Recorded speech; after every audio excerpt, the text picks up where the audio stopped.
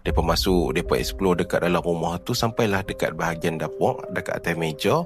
Apa yang terkejutnya, dekat atas meja tu masih ada lagi, orang kata, pinggan yang ada makanan yang dah rosak dekat atas tu. Keadaan dia macam depa ni tengah makan, tiba-tiba ada sesuatu yang berlaku. Lepas tu depa sambung lagi tinjau dekat luar kawasan kampung tu sampailah depa pergi ke satu bangunan ni. Bangunan ni dia macam pelik sikit lah duduk kat hujung kampung tu. Kenapa bangunan tu pelik? Sebab dekat dinding bangunan tu ada simbol-simbol yang tertulis dekat dinding-dinding tu. Simbol tu lebih kurang macam bahasa dan bukan bahasa yang biasa digunakan oleh manusia. Apa yang membuatkan kampung tu jadi misteri? Sebab dekat kawasan kampung tu langsung tak ada mayat dan tak ada apa darah, tak ada tanda pergaduhan, cuma kosong.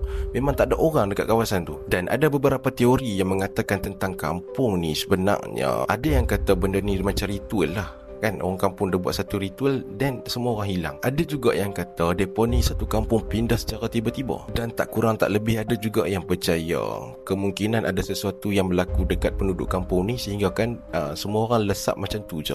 Ataupun depa pindah secara beramai-ramai, tapi mungkin tak ada orang yang berani untuk buka mulut, kita tak tahu. Cuma yang pasti kampung tu memang wujud sampai ke hari ni. Walaupun lokasi itu tak diberitahu, tak ada siapa tahu kan apa yang sebenarnya berlaku. Katakanlah hampa masuk hutan, hampa berjalan dalam hutan tu sampailah hampa jumpa satu kampung yang macam ni.